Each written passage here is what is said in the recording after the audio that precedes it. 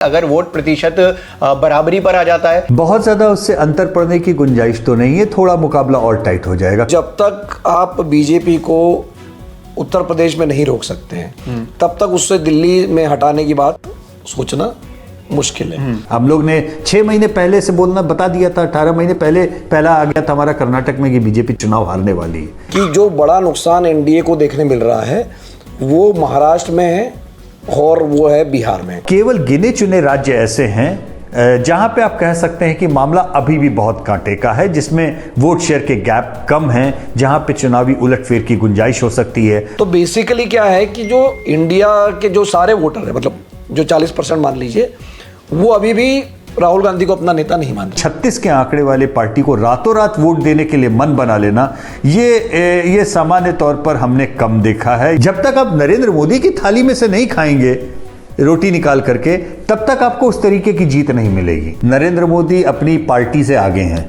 और राहुल गांधी अपनी पार्टी से पीछे हैं। नमस्ते, मैं अविचल दुबे न्यूज़ तक की साप्ताहिक सभा में आप सभी का इस्तकबाल करता हूं। और इस बार जब हम चर्चा करेंगे तो बहुत इंटरेस्टिंग होने वाली है, क्योंकि चर्चा इस बात को लेकर है कि अगर आज चुनाव हुए तो किसको कितनी सीटें मिल जाएंगी, कितना वोट प्रतिशत किस तरफ चला जाएगा, इंडिया वर्सेस एनडीए में कौन भारी पड़ेगा। इसको लेकर सी वोटर और इंडिया टुडे ने एक सर्वे किया है, मूड ऑफ द नेशन, इसको जानने की कोशिश करी है। और मूड बड़ा इंटरेस्टिंग है, बड़ा अजब गजब है। इसको जानने के लिए हमारे साथ सी वोटर के एक प्रमुख यशवंत देशमुख जी हैं और तक चैनल्स के मैनेजिंग एडिटर मिलिंद खांडेकर साहब हमारे साथ मौजूद हैं। मैं आपसे बात शुरू करूंगा, लेकिन पहले एक डेटा आपके साथ शेयर कर देता हूं कि दरअसल जिस तरीके से डेटा अजब गजब, मैं क्यों कह रहा हूं, क्योंकि अगर आज चुनाव हुए तो सीटों के लिहाज से एनडीए को 306 सीटें मिल सकती हैं और इंडिया को 193। अब इसमें 46 सीटों का नुकसान हो रहा है एनडीए को 2019 के मुकाबले, और इंडिया को 102 का फायदा हो रहा है। लेकिन अगर वोट प्रतिशत को देखें तो वोट प्रतिशत को हम देखेंगे तो एनडीए को यहाँ 43% वोट प्रतिशत मिल रहा है, जबकि इंडिया को 41% का अनुमान है। ये डिस्क्लेमर के साथ हम अपनी चर्चा को शुरू करते हैं। सर, सबसे पहले आपके साथ मैं शुरू करूंगा। यशवंत सर, ये जो अनुमान है कि 43% एनडीए को मिल सकता है और इंडिया को 41%, जब वोट प्रतिशत में इतना कम गैप है, 2% का फासला है, तो सीटों में इतना बड़ा फासला क्यों है? वो फासला इसलिए है क्योंकि आप वोट फीस प्रतिशत जो देख रहे हैं पूरे भारत के तौर पे देख रहे हैं तो आपको लग रहा है फासला बहुत कम है, लेकिन आप अलग अलग राज्यों में जाएंगे तो हर राज्य की कहानी अलग है। अगर तमिलनाडु में जो विपक्ष का गठबंधन है उसके 50% से ज़्यादा वोट है, 20% का गैप है वहाँ पर एनडीए और विपक्षी गठबंधन के बीच में तमिलनाडु में। और वहीं दूसरी तरफ आप गुजरात जाएंगे तो आप पाएंगे वहाँ 30% का गैप है बीजेपी और बाकी विपक्षी गठबंधन में। तो ये जो अलग अलग राज्यों में इधर से उधर के बीच में बड़े गैप्स हैं, उसके कारण आपको ओवरऑल जब आप नंबर देखते हैं तो आपको लगता है नंबर आंकड़ा तो बड़ा कम है, लेकिन दरअसल राज्यों के लेवल पे ये अंतर बहुत ज़्यादा है। नंबर एक बात। नंबर दूसरी बात, जब आप विपक्ष के वोट, जिसे हम इंडिया अलायंस जिस तरीके से भी नाम आप कहना चाहें उसे, वहाँ पर जो वोट शेयर आपको दिख रहा है उसमें उन लोगों के भी वोट शामिल हैं जो दरअसल एक दूसरे के खिलाफ चुनाव लड़ रहे हैं। मसलन केरल में और पश्चिम बंगाल में, केरल में खासतौर पे जब आप कांग्रेस और लेफ्ट गठबंधन के बीच के मुख्य चुनाव की बात करते हैं तो दोनों एक दूसरे के खिलाफ चुनाव लड़ रहे हैं, लेकिन जब यहाँ कैलकुलेशन में डाल रहे हैं और उनके वोट इंडिया अलायंस पे जोड़े जा रहे हैं तो केरल में इंडिया अलायंस के 81% वोट आ रहे हैं। तो स्वाभाविक सी बात है वो 81% वोट नहीं है, वो एक दूसरे के खिलाफ लड़ रहे हैं। उसमें बड़ा हिस्सा कांग्रेस गठबंधन का है, छोटा हिस्सा लेफ्ट फ्रंट के गठबंधन का है। सीताराम येचुरी कह चुके हैं साफ तौर पर कि वो ममता बनर्जी के खिलाफ चुनाव लड़ेंगे, लेकिन जब हम पश्चिम बंगाल में जाते हैं तो वहाँ इंडिया अलायंस के टोटल वोट एक दूसरे के खिलाफ लड़ने के बावजूद भी उनको जोड़ना पड़ता है और वो पड़ता लगता है कि 57% पहुंच रहा है, भले ही वो एक दूसरे के खिलाफ लड़ रहे हो। तो ये जो एनोमैलिटीज हैं, ये जो समस्याएं हैं इस गठबंधन के वोट शेयर को कैलकुलेशन करने की, वो इसलिए आपको मुकाबला कांटे का लग रहा है। अगर आप इस तरीके के जो कंट्राडिक्टरी वोट बैंक हैं, इस तरह के एक दूसरे के खिलाफ लड़ने वाले, इनको आप अगर हटा दें तो ये जो गैप है दरअसल 2% का नहीं, तकरीबन शायद 5% का आपको नजर आएगा। अगर सीटों का फासला देखा जाए तो बहुत ज्यादा है, 100-125 सीटों का अंतर आ जाता है। लेकिन हम जब वोट प्रतिशत की बात कर रहे हैं तो सर ने समझाया कि ये ये गैप जो है 2% का इतना कम है, लेकिन इसके मायने बड़े हैं। नहीं तो देखिए, जो बात यशवंत ने अभी समझाई है कि ये 2% का जो गैप है, ये दिखने में तो कम लग रहा है, लेकिन जब आप उसको नेशनल लेवल पे और अलग अलग राज्यों में देख रहे हैं तो वो 10-10, 20-20% का कभी इंडिया के पक्ष में तो कभी वो एनडीए के पक्ष में है। लेकिन मुझे लगता है कि एक बात हमको ये भी समझनी चाहिए अविचल कि इंडिया में और पार्टियां भी जुड़ी है। मतलब 2019 में ये यूपीए था और 2023 में आकर अभी तक ये इंडिया बन गया है जी। तो इसमें कई पार्टियां आई, जैसे महाराष्ट्र में शिवसेना, भले ही उसमें फूट पड़ गई है लेकिन एक शिवसेना का बड़ा हिस्सा है। जेडीयू जो नहीं था वो अब यहाँ आ गया है। ममता बनर्जी जो थी वो भी मेरे ख्याल से यूपीए का हिस्सा नहीं थी, अलग से लड़ी थी वो जी। तो ये जो पार्टियां इस तरह की जो पहले यूपीए में नहीं थी और इंडिया में आ गई है, तो उससे भी एक फ़ायदा इंडिया के वोट शेयर में बढ़ोतरी हो रही है। जैसे यशवंत ने उदाहरण दिया केरल का कि भाई वहाँ 80% वोट हो गया, तो ये एक वजह है।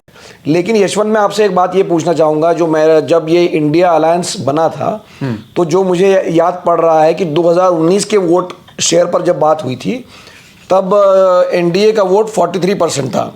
आप इनको 2019 के आंकड़ों पर इंडिया का अगर आप वोट शेयर देखेंगे तो वो 37% है और एनडीए का, मतलब जो अभी जिस तरह का जो अलाइनमेंट है उस पर मैं बात कर रहा हूँ, तो वो 43%, मतलब जो आप कह रहे हैं वो करीब 6% का गैप दिखता है। पर अब आपके पोल में ये गैप घट के 3% पे या 2% पे आ गया है। तो एक बात तो साफ है, ये बात भले ही आप कह रहे हैं कि गैप 5-6% का है, लेकिन ये गैप जो है ये तो क्लोज इन किया है इंडिया की तरफ से या नहीं किया है? आप क्या कहेंगे इसको? देखिए, क्लोज इन उतना ही किया है मिलिंद जितना कि एक अलायंस पार्टनर के टूट के जाने का अंतर पड़ता है। पहली बात तो ये कि बहुत सारे अन्य में जो पार्टियां थी वो अब इंडिया अलायंस में अपोजिशन अलायंस के खाते में जुड़ रही हैं, जिसमें कि समाजवादी पार्टी भी शामिल है जो कि अभी तक नहीं थी, या आरएलडी शामिल हैं। तो ये जो बड़े राज्य हैं, सबसे बड़े वाले राज्य यानी पॉपुलस राज्यों में आपका उत्तर प्रदेश हो गया, बिहार में आरजेडी उनके साथ में पहले भी थी लेकिन जेडीयू का ऐड होना बड़ा ऐड है। तो उत्तर प्रदेश, बिहार, पश्चिम बंगाल, महाराष्ट्र, ये सारे बड़े पॉपुलेशन वाले राज्य हैं जिनका नेशनल वोट शेयर पे बड़ा इंपैक्ट पड़ता है। और इन सभी राज्यों में या तो कुछ अन्य के घटक दल अब अपोजिशन में आए हैं और एटलीस्ट 2 बड़े राज्यों में महाराष्ट्र, बिहार में एनडीए का घटक दल एनडीए को छोड़ करके अपोजिशन अलायंस में गया है। तो वो वोट शेयर का स्विंग होना या उनके साथ के वोट शेयर का उधर की ओर जुड़ जाना, अरिथमेटिक में तो ये सामान्य बात है कि वो बढ़ता हुआ दिखाई देगा इसमें। और एनडीए के वोट शेयर में जो कमी आ रही है वो भी अरिथमेटिक का उतना ही हिस्सा है जितने में जनता दल यूनाइटेड, अकाली दल और शिवसेना बाल ठाकरे वाले ग्रुप के जितने सही वोट, लेकिन इन वोटों का छिटकना ये एनडीए की न्यूमेरिक स्ट्रेंथ की कमी ला रहा है, चाहे वो वोटों के मामले में हो चाहे सीटों के मामले में हो। अगर आप सीटों में भी देखेंगे तो जो 350 से 307 जो 40-45 सीटों की कमी दिख रही है, वो 40-45 सीटों की कमी भी दरअसल वो उन्हीं घटक दलों की है, चाहे जनता दल की हो, चाहे शिवसेना की हो, चाहे थोड़ी बहुत सीटें जो अकाली दल की हैं, वही बड़ा हिस्सा करीब 41 सीटों का है। एक इंटरेस्टिंग सवाल ये भी है कि अगर वोट प्रतिशत बराबरी पर आ जाता है और अगर हम इसको और थोड़ा कॉन्ट्राडिक्टरी में देखें या कहें कि अतिशयोक्ति में देख लें, थोड़ा बढ़ भी जाता है कि इंडिया का साफ 44% है या 45% है और एनडीए का 43% है, तो क्या कुछ बदलेगा? मतलब सीटों का गणित जो है बहुत ज्यादा बदल जाएगा या फिर भी जो है पाला जो है एनडीए का ही भारी रहेगा? बहुत ज्यादा उससे अंतर पड़ने की गुंजाइश तो नहीं है, थोड़ा मुकाबला और टाइट हो जाएगा। कारण उसका बहुत साफ है कि एनडीए, खासतौर पे भारतीय जनता पार्टी, कांग्रेस के ऊपर जो जिन राज्यों में जीत रही है वहां पे उसका मार्जिन इतना ज्यादा है कि जब तक कांग्रेस अपनी स्थिति बड़ी तादाद में नहीं सुधारती, बड़े अंतर से नहीं सुधारती, तब तक उनमें अंतर आना। अब अभी आप देखिए, एक आपको छोटा सा उदाहरण देता हूं। हिमाचल प्रदेश का चुनाव हुआ, हिमाचल प्रदेश में कांग्रेस की सरकार बनी, वोट शेयर में कांग्रेस को बहुत स्लाइट एज वहां पे थी। कितने महीने हुए, लेकिन इस सर्वेक्षण में जो भारतीय जनता पार्टी और कांग्रेस के बीच का गैप है वहां पे ऑलमोस्ट 25 या 30% का गैप पहुंच रहा है। क्या आप ये स्विंग देख पा रहे हैं? जिन राज्यों में कांग्रेस वर्सेस बीजेपी डायरेक्ट है वहां पर 10%, 20%, 15%, 20-30% तक के भी गैप दिखाई दे रहे हैं। तो ये जो इतना बड़ा अंतर है, इसमें 2-4% से अगर मामला कुछ सुधरे भी तो इन राज्यों में चुनाव की टैली पे कितना आपको लगता है फर्क पड़ेगा? ये वही बात है जिस तरह से हम बात करें कि भाई एनडीए के पक्ष में बहुत बड़ी लहर आ रही, तमिलनाडु में बड़ा उनकी स्थिति में सुधार हो गया, तो एआईएडीएमके बीजेपी के गठबंधन में 5% वोट आप जोड़ भी दीजिए तो भी स्टालिन साहब को क्या फर्क पड़ेगा? वो 53% पे बैठे हुए हैं। तो 53 और 35 का गैप है, जिस तरह से 10% भी आप जोड़ दीजिए एआईएडीएम के खाते में, स्टालिन साहब को क्या फर्क पड़ेगा उससे?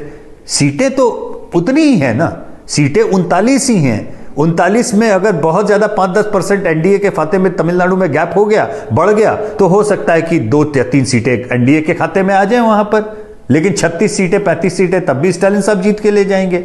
तो ये एक जो लीडिंग पार्टी का अलग अलग राज्यों में जो गैप है वो सब्सटेंशियली बहुत बड़ा है, और केवल गिने चुने राज्य ऐसे हैं जहां पे आप कह सकते हैं कि मामला अभी भी बहुत कांटे का है, जिसमें वोट शेयर के गैप कम हैं, जहां पे चुनावी उलटफेर की गुंजाइश हो सकती है। महाराष्ट्र उसमें सबसे बड़ा राज्य है, दूसरा राज्य इसमें बिहार है, तीसरा राज्य पश्चिम बंगाल है, चौथा राज्य कर्नाटक है, और पांचवा राज्य कुछ हद तक हम कहें तो शायद मैं मध्य प्रदेश उसमें काउंट करना चाहूंगा।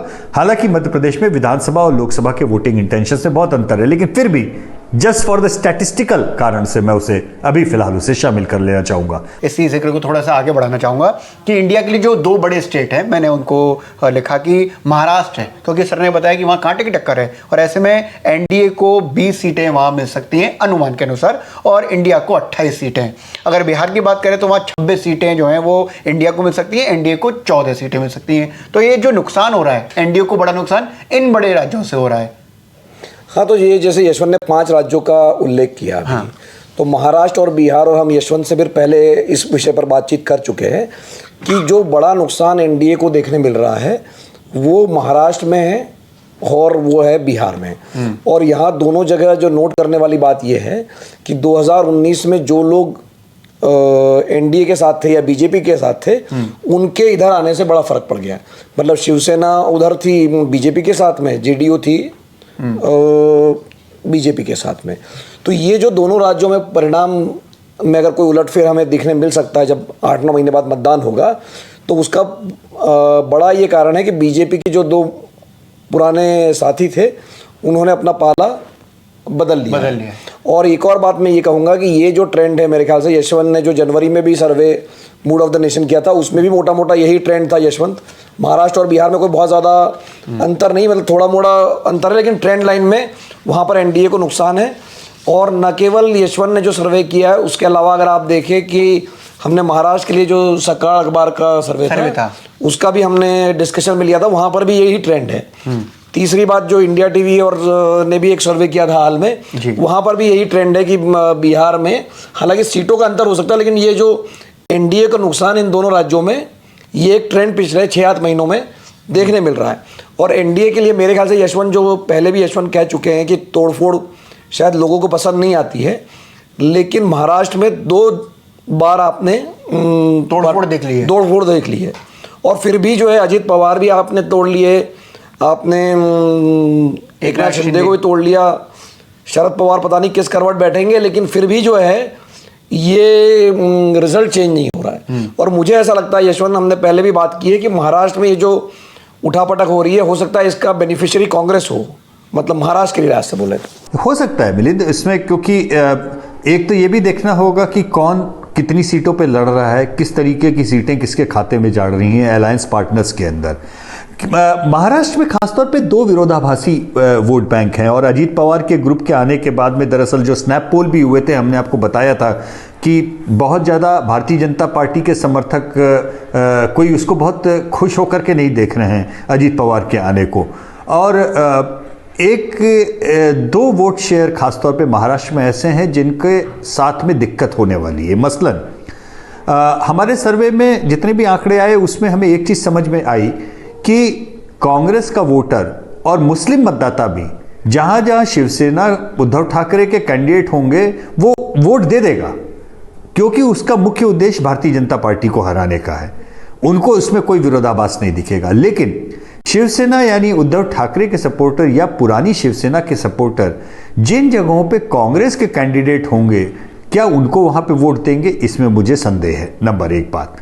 ठीक उसी तरीके से जो अजीत पवार के आने के बाद में अजीत पवार के फैक्शन की जो सीटें रहेंगी एनडीए के अंदर, उन सीटों पर भारतीय जनता पार्टी का कोर सपोर्टर क्या अजीत पवार को वोट देगा, इसमें मुझे संदेह है। हो सकता है भारतीय जनता पार्टी के नेता ये मानते हों कि नरेंद्र मोदी के नाम पर इंसान, हमारा कोर वोटर जो है वो किसी को भी वोट देगा, उसमें नहीं। लेकिन जितना अभी तक स्नैप पोल हमने देखा है, जितना किया है, उसमें से इतना समझ में आया है कि मौलिक अपने पॉलिटिकल अलाइनमेंट से हटकर दूसरे को बिल्कुल ही 36 के आंकड़े वाले पार्टी को रातों रात वोट देने के लिए मन बना लेना, ये सामान्य तौर पर हमने कम देखा है। ये बहुत ज़्यादा सामान्य प्रक्रिया नहीं है, ये बहुत सहज और साधारण प्रक्रिया नहीं है। तो इसलिए महाराष्ट्र में तमाम विरोधाभास अपनी जगह पे हैं, और ये जो अरिथमेटिक अभी दिख रहा है, ये अरिथमेटिक में चूंकि हम पूछते हैं आप किस पार्टी को वोट देंगे, तो लोग अपनी अपनी सहज रूप से अपनी पसंदीदा पार्टी बताते हैं। लेकिन जब टिकट बटेंगे, किस सीट पर कौन सा कैंडिडेट किस पार्टी का खड़ा है, ये क्लियर होगा, तब शायद एक बार रीअलाइनमेंट्स की झड़ी और लगेगी सीटों के लेवल पे। और ये बहुत बहुत कठिन काम होने वाला है हमारे लिए, खासतौर पर महाराष्ट्र में इस तरीके के आकलन को करना, क्योंकि केवल राज्य के वोट शेयर से हम कल्पना नहीं कर पाएंगे सीटों की। हमने इंडिया के 2 बड़े स्टेट की बात करी, अगर एनडीए के 2 बड़े स्टेट की बात करूं तो उत्तर प्रदेश में मेरा इंटरेस्ट हमेशा ज़्यादा रहता है। मैं उत्तर प्रदेश से आता हूं, तो वहां पर एनडीए को 72 और इंडिया को 8, ऐसा अनुमान जो है वो इंडिया टुडे और सी वोटर के सर्वे में बताया जा रहा है। कर्नाटक में 23 एनडीए को और इंडिया को 5। तो ये बड़ा इंटरेस्टिंग है, क्योंकि जैसे कर्नाटक में बात हो रही थी कि साहब इतनी बड़ी जो सरकार बनी है कांग्रेस की, तो यहाँ पर जो है नंबर पलट जाएंगे। नहीं तो अविचल, जो कहावत आपने सुनी होगी कि जो दिल्ली का रास्ता है वो उत्तर प्रदेश से होकर जाता है जी, ठीक है। तो ये बात पिछले 2014 से 2019 में भी हमने देखी और 2024 में भी हमें शायद यही तस्वीर देखने मिलेगी। तो जब तक आप बीजेपी को उत्तर प्रदेश में नहीं रोक सकते हैं, तब तक उससे दिल्ली में हटाने की बात सोचना मुश्किल है। और ये बात जो है, ये पहले जब 2004 में भी या 2009 में भी कांग्रेस की जब जीत हुई थी, तो अपेक्षाकृत, मतलब उसकी कोई 60-70 सीटें तो नहीं आई थी, लेकिन अपेक्षाकृत उसका परफॉर्मेंस बढ़िया था, कांग्रेस का बेहतर था। बढ़िया तो क्या ही कहेंगे, 22 सीटें बेहतर नहीं है। मैं ये कहना चाह रहा हूँ आपसे, तो ये जो उत्तर प्रदेश जो है, और मैं कल यशवंत की चर्चा भी सुन रहा था, 49% वोट जो है वो जा रहा है बीजेपी के पास। मतलब अगर मान लीजिए मायावती भी इधर आ जाती है, इंडिया में आ जाती है, तब भी जो पिछली बार हुआ था कि सब लोग भी मिल गए, तब भी बीजेपी का वोट शेयर ही 50% से ज्यादा था। तो ये दोबारा से, मतलब, और दूसरी मुझे यशवंत से एक बात ये भी पूछनी है कि जो एक मुझे रोचक बात लगी यशवंत की, रोचक तो नहीं कहना चाहिए, लेकिन एक नोट करने वाली बात ये थी कि जो बीएसपी का वोट शेयर है आपके मुताबिक 7% हो रहा है। तो इसका मतलब जो बीएसपी अलाइन नहीं कर रही है, तो वो कहीं ना कहीं नुकसान हो जाएगी जी। और अगर आप ध्यान याद कीजिए कि उत्तर प्रदेश में 2019 में जो गठबंधन हुआ था सपा बसपा का, मेरे ख्याल से उससे ज़्यादा न्यूमेरिक स्ट्रेंथ वाला गठबंधन नहीं हो सकता था कागज़ के ऊपर। तो अरिथमेटिक तो ज़बरदस्त थी, लेकिन केमिस्ट्री फेल कर गई, और उस केमिस्ट्री के फेल करने के कारण बीजेपी ने तब भी वहाँ सीटें जीती थीं। अब तो बीएसपी है नहीं उस गठबंधन में, और बीएसपी के रिप्लेसमेंट की तरह कांग्रेस आ रही है, और कांग्रेस की उत्तर प्रदेश में इतनी दुर्गति ऑलरेडी मिलिंद हो चुकी है। अभी हमने विधानसभा चुनाव में भी देखा था। तो ओवरऑल मिला करके भी सब कुछ अगर आप जोड़ भी दें, और कल के दिन आपने बिल्कुल ठीक कहा कि अगर बहुजन समाज पार्टी भी इंडिया ज्वाइन कर लेती है, तभी भी उसका इलेक्टोरल इम्पैक्ट उतना इसलिए नहीं पड़ेगा अगर बीजेपी 50% या उससे ज़्यादा वोट पोल करती है। तो ये जो स्ट्रेंथ है वोट शेयर के लेवल पे, देखिए अभी के सर्वे में करीबन 13 राज्य ऐसे हैं जहां बीजेपी 50% या उससे ज़्यादा वोट पोल कर रही है, ऑलमोस्ट टच कर रही है, या 50, कुछ राज्यों में 60% तक वोट शेयर जा रहा है बीजेपी का। और उसी तरीके से जो आपका अपोजिशन अलायंस है, अपोजिशन में भी कई ऐसे राज्य हैं जहां पे उनकी स्ट्रेंथ 50% के ऊपर की आ रही है, और बीजेपी वहां पे नहीं है उनके सामने मुकाबले में। तो ये गठबंधन में खासतौर पे उत्तर प्रदेश के मुझे लगता है कि 2019 से ज़्यादा बड़ा संकट अपोजिशन के खाते में है। 2019 तो बहुत, एक्चुअली में कहना चाहिए बड़ा आशावादी गठबंधन था, क्योंकि जब तक नतीजे नहीं आए तब तक सभी के पास में ये बात सवाल था कि क्या सपा बसपा मिलकर के बीजेपी का रास्ता रोक देंगे। तो ये क्योंकि अरिथमेटिक गठबंधन का तगड़ा था, लेकिन नहीं हो पाया। तो और अब तो और भी ज़्यादा नहीं होने की स्थिति में है, क्योंकि कांग्रेस या आरएलडी ये बसपा की जो स्ट्रेंथ है उसको तो बराबर तो नहीं है। यानी समाजवादी पार्टी के गठबंधन से बसपा बाहर गई है, उसकी जगह पे आरएलडी या कांग्रेस आए हैं, लेकिन वो रिप्लेसमेंट उतना ज़्यादा महत्वपूर्ण या उतनी बड़ी ताकत वाला नहीं है जो मायावती की ताकत आज मतलब इतने खराब और दुर्गति में जाने के बाद में भी आप ये देखिए कि बहुजन समाज पार्टी के वोट वो कांग्रेस को मिले जो थे वोट उससे 3 गुना ज़्यादा है। तो आप अंदाज़ा लगा सकते हैं। इसलिए उत्तर प्रदेश निस्संदेह भारतीय जनता पार्टी के लिए सबसे ज़्यादा महत्वपूर्ण राज्य है। कर्नाटक को लेकर जो बात कही जा रही थी कि साहब की कर्नाटक में जो पासे हैं वो पलट सकते हैं, लेकिन कहीं पासे पलटते हुए दिखाई नहीं दे रहे हैं जो ये सर्वे बता रहा है। 2 टिकट इलेक्शन जो है वो सीधे सीधे मान सकते हैं कि इसी तरीके से इंडिया में इलेक्शन होता है। देखिए 2018 में राजस्थान, मध्य प्रदेश, छत्तीसगढ़ के चुनाव ने ये सिद्ध कर दिया कि चाहे 5 महीने या 4 महीने, चाहे 1 महीने, जितने भी महीने के अंदर लोकसभा चुनाव हों, विधानसभा और लोकसभा चुनाव के ट्रेंड्स को आपस में कोरिलेट नहीं किया जा सकता, पहली बात। दूसरी बात, आपने, मुझे उम्मीद है, मैंने तो अपने छात्र जीवन में और वैसे भी काफ़ी अभी भी खाना बनाने का शौक़ है, प्रेशर कुकर में आपने देखा होगा एक सेफ्टी वॉल्व होता है। जब बहुत ज़्यादा प्रेशर कुकर के अंदर प्रेशर बन जाता है तो उस सेफ्टी वॉल्व से जो है, ताकि कुकर फटे नहीं, ये एक स्थिति रहती। मुझे लगता है कि विधानसभा चुनाव में कई बार जब भारतीय जनता पार्टी हार जाती है, उनकी अनपॉपुलर सरकारें चली जाती हैं, तो वो विधानसभा के मैंडेट जो है ना, वो प्रेशर कुकर के सेफ्टी वॉल्व की तरह काम करते हैं कि लोगों का उतना गुस्सा निकल गया और रीबूट का बटन दब जाता है। और रीबूट का बटन दबते ही होता है कि चलो ठीक है ना, बीजेपी को हरा दिया ना, यहाँ पर कांग्रेस की सरकार आ गई ना, अब तो लोकसभा की बात ही है। और नरेंद्र मोदी इतना ज़्यादा कैंपेन करते हैं हारने वाली जगह पे भी, तो इसकी भी एक स्ट्रेटजी है जो हमें समझनी पड़ेगी इस पूरे गेम की। क्योंकि जब वो हारते हुए चुनाव में भी 20 बार जाते हैं, ज़बरदस्त कैंपेन करते हैं, तो उनकी सभा में जाने वाला जो उनका प्रशंसक है वो कहता है कि ये मोदी जी को सुनने को तो आए हैं लेकिन हम अभी वोट नहीं देंगे, क्योंकि मोदी जी अच्छे हो सकते हैं लेकिन इनके नाम पर मैं इनके नकारा चीफ मिनिस्टर को झेलने को तैयार नहीं हूँ। तो वो वोट कांग्रेस को दे करके उन्होंने हरा दिया बीजेपी को कर्नाटक में। अब सवाल यह है, जब हरा दिया तो एक उस मतदाता के अंदर गिल्ट का एक भाव आ गया कि देखो यार, वो आदमी आया हमारे पास में, कैंपेन करके गया और हमने हरा भी दिया, लेकिन अब जब इसका चुनाव आएगा तो मुझे वो कंपनसेट करना है। तो कहने का तात्पर्य यह है कि हारने वाली जगह पे भी नरेंद्र मोदी और अमित शाह जो पागलों की तरफ पीले रहते हैं, उसकी भी एक there is a strategy to that madness, उसका भी एक तरीका है, there is a method to that madness, उसका भी एक कारण है। और वो कारण ये है कि वो दरअसल उस समय अपनी सरकार बचाने का कैंपेन नहीं कर रहे होते हैं, वो कैंपेन उन्हें पता है कि कहीं ना कहीं लोकसभा चुनाव के मद्देनजर। यशवंत ने बात कही है, 2 चीज़ें मुझे कहनी है इसमें। एक तो 2018 का चूंकि जिक्र हुआ, आपको याद होगा कि राजस्थान में ये सभा में नारे लगे थे कि मोदी से बैर नहीं, वसुंधरा की खैर नहीं। ठीक है, तो यशवंत जो बात कह रहे हैं कि भाई जो गुस्सा, मतलब वसुंधरा को हरा दिया 2018 में, लेकिन बाद में पूरी सीटें लोकसभा में मोदी को दे दी। तो ये जो बात है कि अगर जो गुस्सा है राज्य सरकार के प्रति, तो वो एक बार फूट गया, निकल गया, और आपने देखा कि राजस्थान में सारी सीटें आ गई जी। कर्नाटक का रिजल्ट इसलिए मेरे नज़र में महत्वपूर्ण है क्योंकि कर्नाटक में जो कांग्रेस को एक बम्पर जीत मिली, बहुत अच्छा बहुमत मिला, उसके बाद ही कांग्रेस का आत्मविश्वास बढ़ा और एक माहौल, मतलब इंडिया गठबंधन बनाया गया। जून में, मई में नतीजा आया, जून में ये विपक्षी एकता की बात हुई, और पिछले 3 महीने से है कि हम लोग जी विपक्ष की तरफ से ये मोमेंटम देख रहे हैं। लेकिन ये मोमेंटम जहां कर्नाटक से शुरू हुआ था, वहां ये सर्वे कह रहा है कि कोई फर्क नहीं पड़ेगा, क्योंकि अगर कर्नाटक में ये कांग्रेस पार्टी बेहतर नहीं कर पाती, यहाँ अगर वो अपनी 5-10 सीटें नहीं बढ़ा पाती है, तब तक ये जो बीजेपी को रोकने वाली बात है या उसको वो वाली बात है, वो बेकार है। और यहाँ कर्नाटक में भी जेडीएस का अभी तस्वीर साफ नहीं, लेकिन यहाँ मुकाबला प्राइमरली कांग्रेस और बीजेपी का है।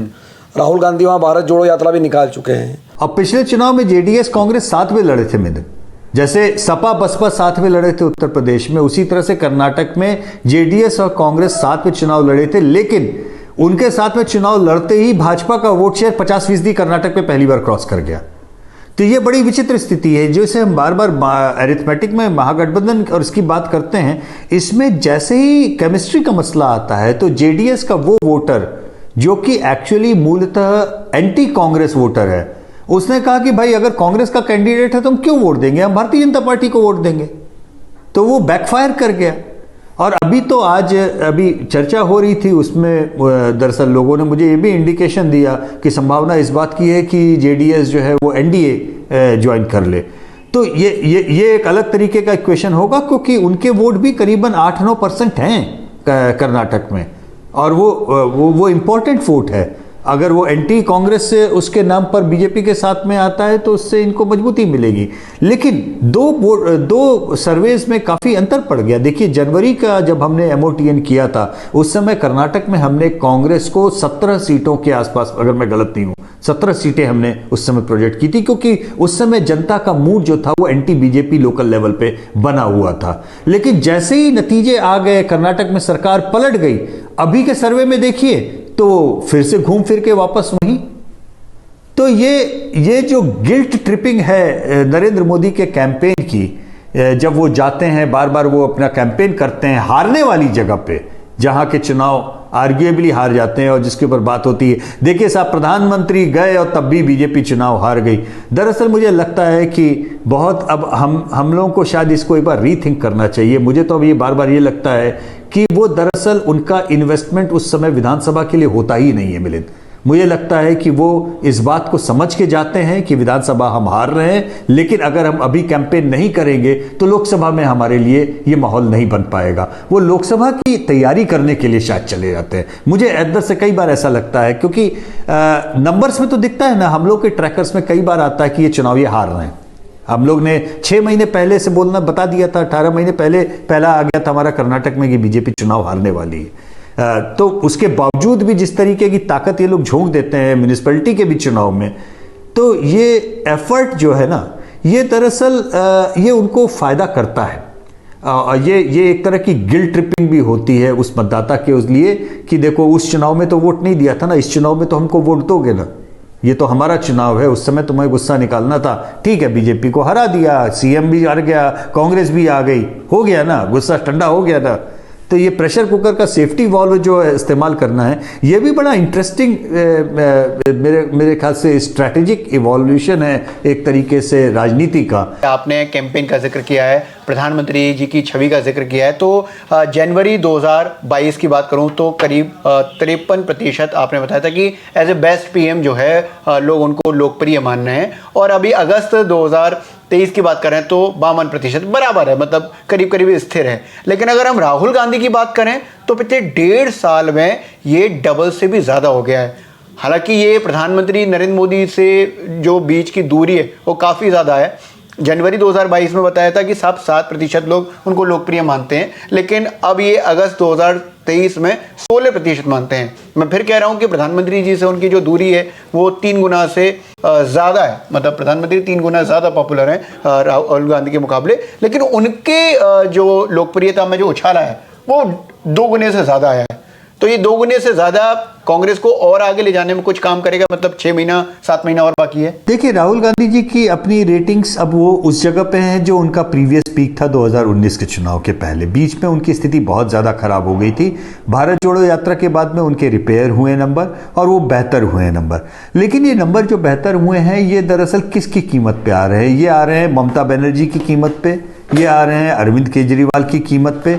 यानी जो अपोजिशन के स्फीयर के अंदर के जो नंबर थे वो रीअलाइन होके वापस एक तरह से राहुल गांधी की तरफ गए हैं।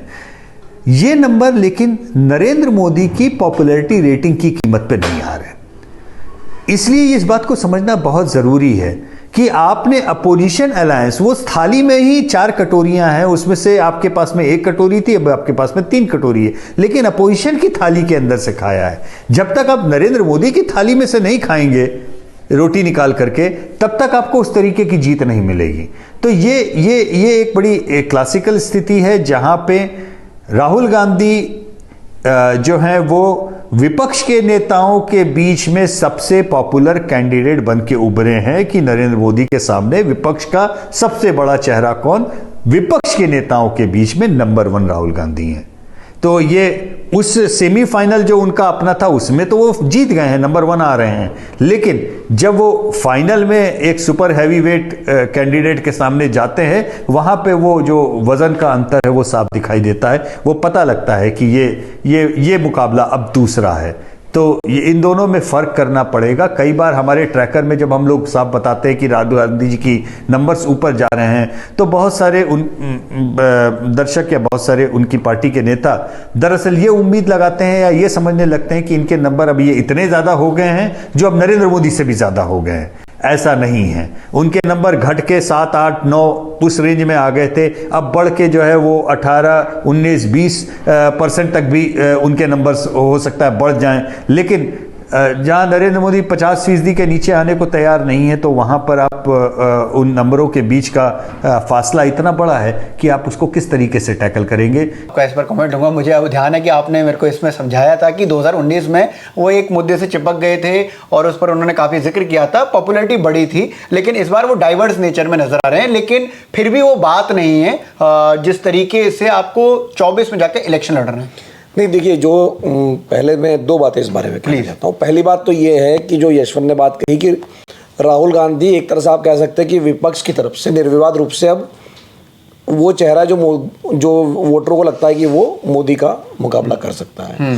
तो जो ममता बनर्जी या केजरीवाल, ये अभी भी कहिए वो क्षेत्रीय नेता एक तरह से अपने अपने क्षेत्र तक सीमित है। और चूंकि राहुल गांधी नीचे चले गए थे पिछले 2-3 वर्षों में, तो उनका 7% तक उनकी लोकप्रियता चली गई थी। और केजरीवाल ने दिल्ली का चुनाव जीत लिया या ममता बनर्जी ने बंगाल का चुनाव जीत लिया, तो लोगों को लगेगा कि भाई ये नेशनल लेवल पे भी चुनौती दे सकते हैं। लेकिन जैसा कि यशवंत ने कहा कि भाई वो बात थी नहीं, और अब राहुल गांधी उन्हीं के वोट खा के 7 से वो 16 पर पहुंच चुके हैं। तो ये बात, और मतलब विद इन, अगर जब सर्वे में और भी जो दूसरा आंकड़ा भी आया कि भाई विद इन इंडिया अलायंस भी सबसे ज़्यादा लोकप्रिय जो है वो चेहरा राहुल गांधी है, शायद 27%, अगर मैं गलत नहीं हूँ तो। लेकिन मुझे यशवंत से एक कमेंट लेना है आखिर में, जो मेरा अपना इंटरप्रिटेशन ये है यशवंत कि आपने अपने सर्वे में ये कहा कि जो बीजेपी का वोटर है या वो एनडीए का वोटर है वो मोदी के वजह से वोट डाल रहा है, ये एक बहुत बड़ा उसका कारण है कि वो इस वजह से वोट डाल रहा है। तो अगर आप ये देखिए कि बीजेपी का या एनडीए का वोट शेयर जो है वो 43-44% है, लेकिन मोदी का अपना वोट शेयर अगर जब पर्सनैलिटी में होता है तो वो 52% पे चला जाता है। राहुल गांधी या जो मोदी के विरोध में लोग हैं इंडिया अलायंस के, वो 40-41% पे हैं, लेकिन जो इसका सबसे बड़ा नेता है वो 16% पर है। मतलब राहुल गांधी अगर सबसे बड़े नेता है तो बेसिकली क्या है कि जो इंडिया के जो सारे वोटर है, मतलब जो 40% मान लीजिए, वो अभी भी राहुल गांधी को अपना नेता नहीं मान रहे। जो मोदी को हटाना भी चाह रहे हैं वो भी राहुल गांधी को अपना नेता नहीं मान रहे।